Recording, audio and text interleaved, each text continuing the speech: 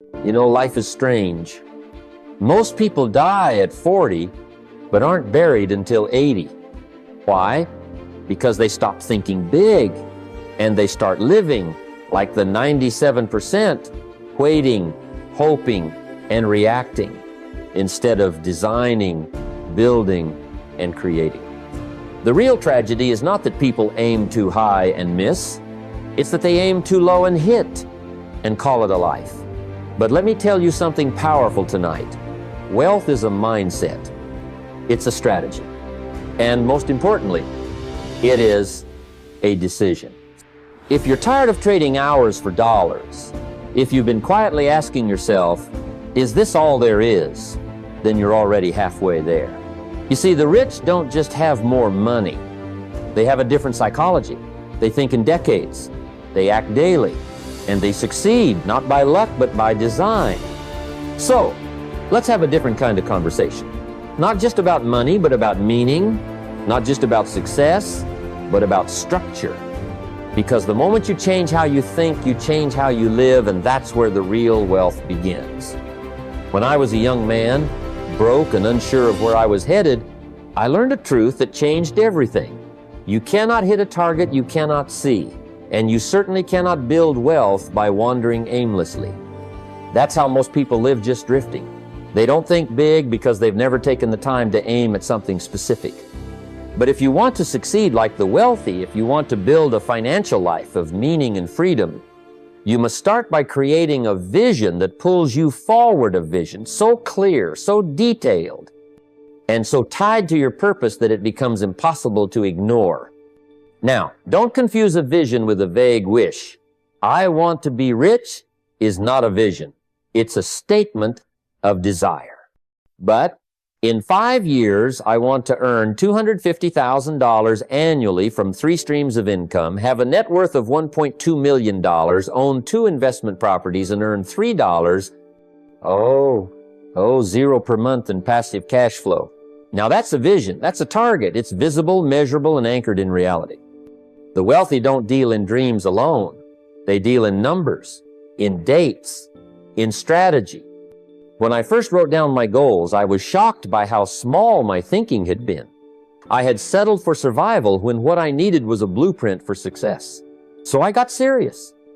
I took a quiet evening and began to think long term. What would my life look like in 5 years if I truly committed? What income would I earn? What assets would I own? What kind of freedom would I enjoy? What would I be able to give and teach and leave behind? I filled a page with numbers, goals, and timelines. I dated it, and then I read it every morning. It's a curious thing what happens when you read your goals daily. The mind begins to shift. The way you walk, the way you talk, the way you spend your time at all begins to align with that vision. That's when you begin to work with intensity, not confusion. See, the mind moves toward what it's most familiar with. If you're not familiar with wealth, it won't come to you.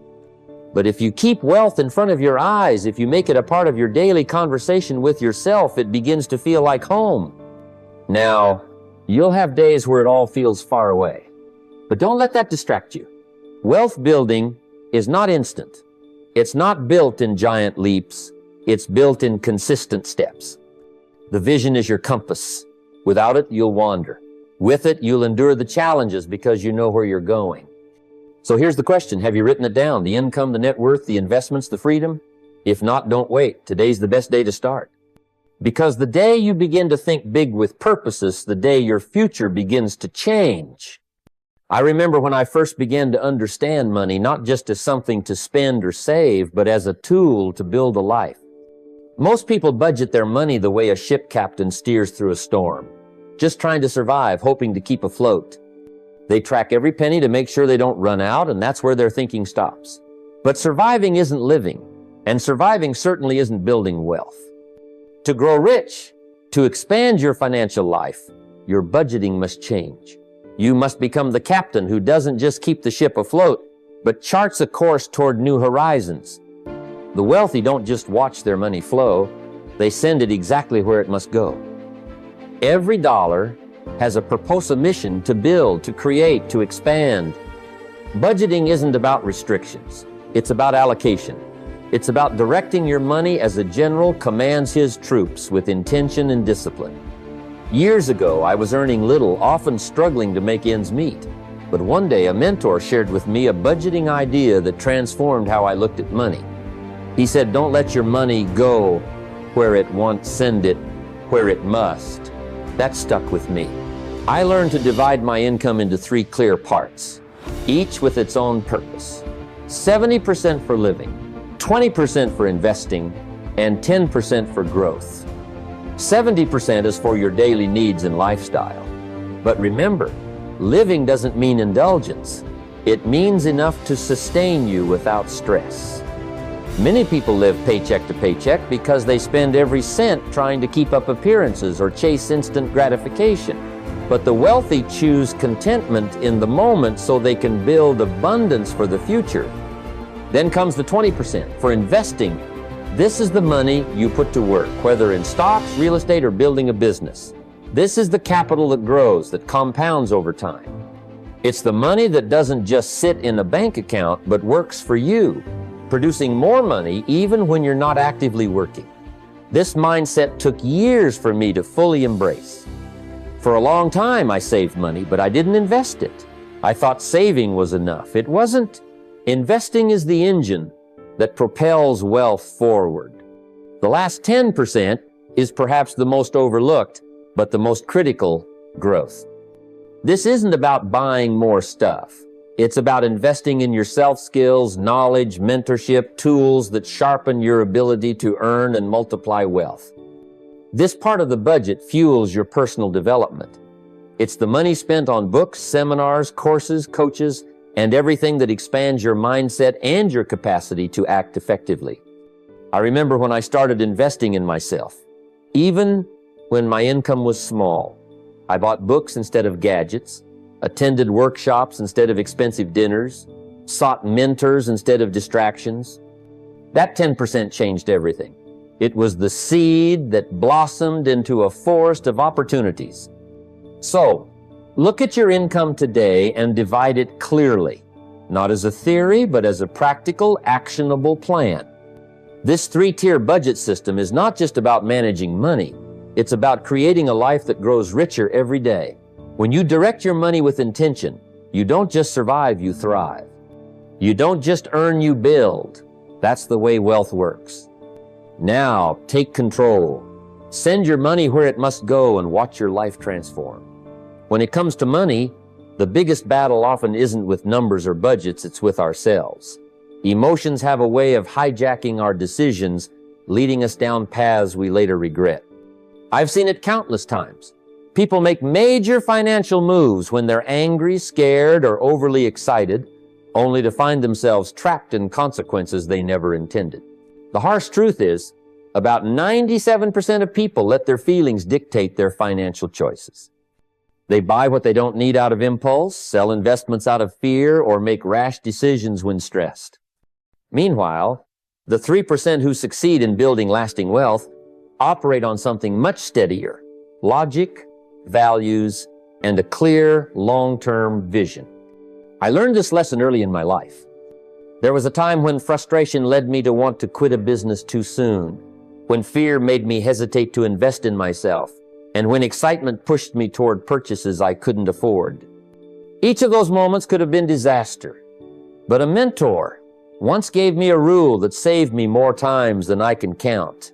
Don't make major financial decisions in the heat of emotion. Instead, impose what I call the 72-hour pause. This isn't about procrastination or fear of action. It's about respect for clarity.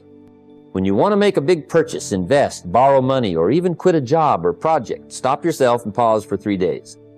Use that time to reflect, talk with trusted advisors, pray or meditate if you wish, and revisit your long-term goals. I've found that most emotional urges lose their intensity after a day or two. That clarity helps you avoid regret and keeps your money working for you instead of against you. Imagine the difference between making an impulsive buy and a planned investment. One drains your resources, the other builds your future. When emotions are in charge, you may feel powerful for a moment, but the consequences linger far longer. I recall once nearly selling a promising investment after a market dip because fear took hold. If I had acted on impulse, I would have lost out on a substantial gain. But the pause allowed me to see beyond the immediate stress to the bigger picture. This discipline is critical because wealth is created not just by earning or saving, but by consistent, rational decisions over time. When you let your emotions rule, you become a victim of the moment. When you master emotional control, you become the master of your financial destiny. So, start today. The next time you feel pressured by fear, excitement, or stress to make a financial move, give yourself 72 hours. Write down your thoughts, review your goals, and decide with the cool mind of strategy, not the hot rush of emotion. Over time, this simple habit will save you money, protect your peace of mind, and build a foundation of lasting wealth. Remember, clarity and calm are the true allies of financial success. Let them lead you. There's a principle that separates those who merely get by from those who build lasting wealth. It's called paying yourself first. It's a simple idea, but it requires discipline and a shift in mindset. You see, most people think wealth is about how much money comes in or how little they spend. But the truth is, it's not about the amount, it's about the plan. And the plan always begins with honoring your future self before you pay anyone else. Early in my journey, I realized that I was often spending first and saving whatever was left, if anything at all. That's a dangerous habit because it puts your future in the hands of chance. Life throws unexpected expenses your way, temptations arise, and without a plan, your savings get swallowed up or never even start. The wealthy don't wait for leftovers. They treat saving and investing as fixed, non-negotiable expenses, just like rent or utilities. Here's what I recommend. Automatically divert between 15 and 20% of every dollar you earn into accounts dedicated to building wealth. These could be savings accounts, index funds, real estate investments, gold, or any vehicle that grows your money over time. Make it invisible so you don't even have the option to spend it. Set up automatic transfers the day your paycheck arrives. This is not money to be touched lightly. It is sacred. I remember when I first started doing this, it felt almost impossible. Living on less money seemed like a sacrifice. But I soon realized that by paying myself first, I was planting seeds for a future harvest. Over time, that steady discipline builds momentum. It's the compounding effect of money working for you, not the other way around. You might say, I don't make enough to save 20%, but let me assure you, it's about priorities and mindset more than income.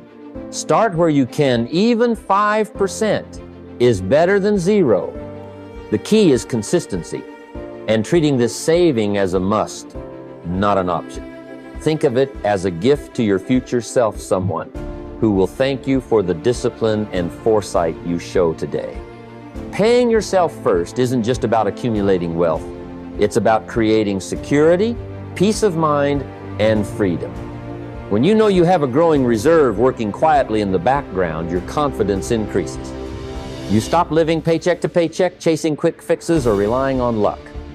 You begin to build real power over your financial life. So start today.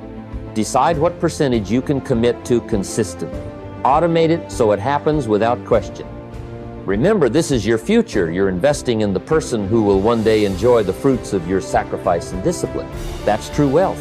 Making a plan, sticking to it, and honoring yourself first. One of the most powerful habits that separates those who struggle financially from those who thrive is the simple act of tracking every dollar that comes in and goes out. It's often overlooked because it sounds tedious or even boring, but make no mistake, financial clarity is power. You can't manage what you don't measure. When you don't know where your money is going, you're flying blind, and blind decisions rarely lead to lasting success. Early in my life, I was no different. I thought I had a handle on my money because I paid bills and made purchases, but I didn't truly know how much I spent on small things that added up, or how little I saved. I was guessing, hoping for the best, and that uncertainty created stress and limited my progress. Then I started writing down every expense, every dollar, no matter how small. I used a simple notebook at first. This was a game changer. Suddenly I had clarity. I saw patterns I didn't realize existed. The daily coffee habit, the impulse buys, the unnecessary subscriptions. It all added up. The wealthy don't guess about their finances. They create what I call a financial dashboard, a weekly review of their income, expenses, savings rate, and net worth. They know exactly where their money is coming from and where it's going. This gives them control, and with control comes the ability to leverage their resources strategically. When you see your financial picture clearly, you can make better decisions, cut costs where necessary, increase saving, or invest more wisely. I encourage you to develop your own system for tracking your money. It doesn't have to be complicated. A simple spreadsheet or even a well-organized app will do. The key is to review it every 7 days. Make it a weekly ritual. This keeps your financial goals fresh in your mind and allows you to course correct quickly. If you notice you spent too much on dining out, adjust for next week. If you saved more, celebrate it and figure out how to keep the momentum going. What happens when you track diligently is that your savings often multiply not because you're earning more, but because you stop losing money on invisible leaks. You stop spending carelessly and start thinking like a steward of your resources. Every dollar becomes purposeful, and that purpose creates momentum. Remember, clarity in your finances is like turning on a light in a dark room. Suddenly, the obstacles and opportunities become visible. You stop guessing and start acting with intention. That's the power of measurement. It's the foundation for all growth. So don't delay. Start tracking every dollar today and watch as your financial confidence and control begin to grow. One of the simplest yet most profound lessons in building lasting wealth is learning to live below your means. It sounds almost too easy, but it's where so many stumble because they get caught up in appearances, in the applause of others, in the need to keep up with the latest trends or the biggest purchases. Wealth is not about how much you make, it's about how much you keep and grow. The rich understand this truth deeply. They don't spend every dollar they earn. They live off the bottom portion of their income, often far less than they make, and use the rest to build a foundation that lasts. Early in my career, I saw many people struggle because their lifestyle demanded everything they earned and then some. They would get raises or new jobs, and immediately their expenses would rise to match or exceed their income. It's a trap that many fall into, and it leads to stress, debt, and a fragile financial life. I learned instead to cap my lifestyle. Spending well below my earnings, 70% was my target, sometimes less when I was starting out. That left a healthy 30% to focus on savings, investments, and personal development, the true engines of wealth. Why does this matter so much? Because money spent on applause, fancy cars, flashy clothes, bigger houses than you need rarely comes back to you. It disappears, leaving you with less capital to build your future. When you choose to live below your means, you create a margin of safety and opportunity. This margin allows you to save without stress, to invest with confidence, and to seize opportunities that others might miss because they are financially stretched thin. This philosophy isn't about deprivation or living a joyless life. It's about prioritizing what truly matters and delaying gratification for something greater. For example, instead of buying that new gadget or dining out every night, you invest in assets, real estate, stocks, businesses, or even your own skills and knowledge. These assets don't just hold value. They create value over time. They work for you and eventually generate income, freeing you from the cycle of working for money. I've met people who earn modest incomes but live rich lives because they understand this principle. They avoid debt, save consistently, and focus on building assets. Over time, their wealth compounds quietly but powerfully. Meanwhile, I've seen high earners who live paycheck to paycheck because their expenses match or exceed their income and their net worth remains stagnant or even negative. Living below your means is the discipline that protects you in tough times and propels you in good times. It gives you control and freedom because you are not dependent on keeping up appearances or borrowing to survive. It's a choice that reflects wisdom, patience, and a long-term mindset. If you take nothing else from this, remember this simple truth. Don't buy applause, buy assets. Live off the bottom of your income, not the top. That's the difference between surviving and thriving financially. If there's one truth I've learned over the years, it's that your income will never outgrow your personal growth. The marketplace rewards value, and the value you bring is a direct result of the skills you possess and the impact you can make. Working harder on yourself, developing your abilities, and expanding your knowledge is the most reliable path to increasing your earning power. The rich don't just work harder at their jobs, they work harder on themselves. Early in my life, I discovered that no matter how much effort I put into my work, if I wasn't growing, I wasn't moving forward financially, I realized the key was to become irreplaceable, to develop skills that people needed and were willing to pay well for. Whether it was selling, managing, speaking, or understanding money, the more proficient I became, the more opportunities came my way. Income then wasn't just a number on a paycheck. It became a reflection of the value I delivered. This is why it's essential to spend consistent, focused time each day mastering a high-income skill. Just 30 minutes dedicated daily can transform your life. It's not about learning everything at once or becoming a jack of all trades. It's about becoming excellent at something that moves the needle in your field, whether that's sales, investing, leadership, copywriting, or branding. These are skills that create leverage, that build influence and open doors. And as your skill set grows, so does your capacity to command higher pay, better deals, and more profitable ventures. I've seen many people remain stuck earning the same amount for years because they treated their jobs as the only way to grow. They clocked in, did their work, and clocked out. Meanwhile, others who invested in themselves saw their income multiply. They read books, took courses, found mentors, and practiced relentlessly. They weren't just employees, they became entrepreneurs of their own potential. And the marketplace rewarded that growth handsomely. The beauty of this approach is, it doesn't depend on luck or timing. It depends on your commitment to yourself, your willingness to outwork your excuses and stay consistent. When you learn to increase your value, you create a ripple effect.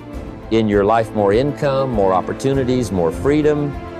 And that's how wealth builds, not just in your bank account, but in your confidence and character. Remember, income follows impact. The more you bring to the table, the more you take away. So, start today. Pick a skill that excites you and dedicate time every day to master it. The results won't be immediate, but they will be certain. And with each step forward, you'll be building a foundation that no economic downturn, no setback can easily shake. Growth is your greatest asset.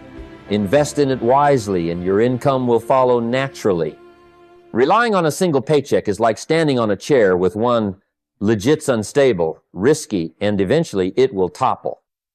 True financial strength comes when you build multiple legs to stand on. This is a lesson I learned not in theory, but through experience. When I first began, I depended solely on one job, one income source. And when challenges came, whether the economy shifted or unexpected expenses arose, I realized how vulnerable I was. That's when the idea of multiple income streams became more than just advice. It became a necessity. The wealthy understand this principle deeply. They know that profits are better than wages because profits come from systems, assets, and investments that can grow without your constant physical presence. They build businesses that generate revenue even when they're not working, invest in assets that pay dividends or rent, and explore scalable opportunities like online ventures that expand without bound. This diversification is what creates resilience and opens the door to lasting wealth. Starting this journey can seem daunting, but it doesn't have to be. The key is to begin with one new stream of income and nurture it carefully. Don't try to do everything at once. Focus on building one solid foundation in the next 90 days. This could be freelancing in an area of your expertise, launching an online store, investing in rental property, or even starting dividend income from stocks. The important part is that you take that first step and commit to growing that stream steadily. I remember the moment I realized the power of multiple streams. It was a time when my primary income was limited, but by creating a side business, investing in a small property, and developing passive income from teaching, I began to experience financial freedom in a way I had never known. It wasn't overnight, but the consistent effort paid off. One stream would support another, and together they created a safety net and growth platform. The beauty of this approach is that it also builds momentum. As one stream grows, it can fuel the next, allowing you to reinvest and create even more income sources. This isn't about chasing quick money.